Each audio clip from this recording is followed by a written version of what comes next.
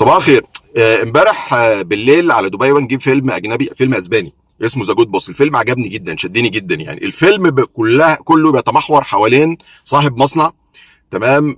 من بره اللي يشوفه يقول لك ده راجل اخلاقي جدا، راجل محترم جدا، بيحافظ على الموظفين بتوعه. هو بيقول لهم انا احنا كلنا اسره مع بعض، واللي يحصل له مشكله يجي يبلغني عشان انا احاول ان انا احلها له. ده الظاهر للناس، انما من جواه راجل فاسد جدا، راجل لا اخلاقي جدا.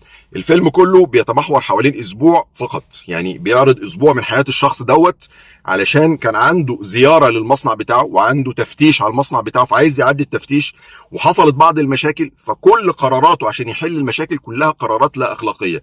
تخلص من اعز اصدقائه في المصنع عشان حس ان هو هيضره في التفتيش.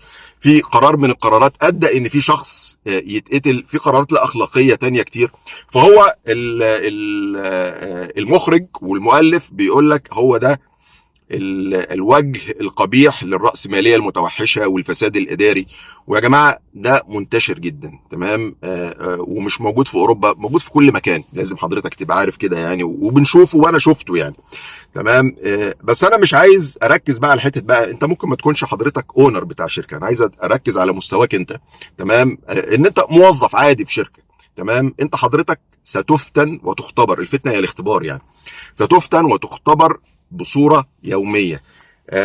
هتختبر ازاي؟ ان انت عاوز تحافظ على اكل عيشك زي ما بيقولوا، تحافظ على مركزك، او تترقى، او تاخد بونص، او شكلك يبان كويس.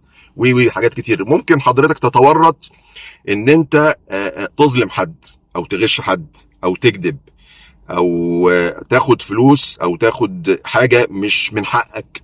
دي كلها فتن حضرتك هتتعرض ليها بصورة يوميا.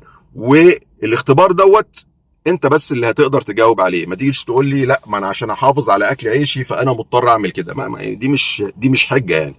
اوكي، انت كده بترضي الناس، وبتحاول ان انت تحافظ على اكل عيشك وحافظ على رزقك بحاجة غلط. ربنا ما قالكش كده. تمام. فالاختبار والامتحان ده حضرتك هتعدي بيه كل يوم. هتنجح في الامتحان ده ولا هتفشل؟ فين ضميرك؟ فين مرجعيتك الدينية او الاخلاقية او الاجتماعية؟ ده اللي انت حضرتك هتجاوب عليه. بس كده يا جماعة. اتفرجوا على الفيلم، فيلم جميل جدا اسمه ذا جود بوس. السلام عليكم.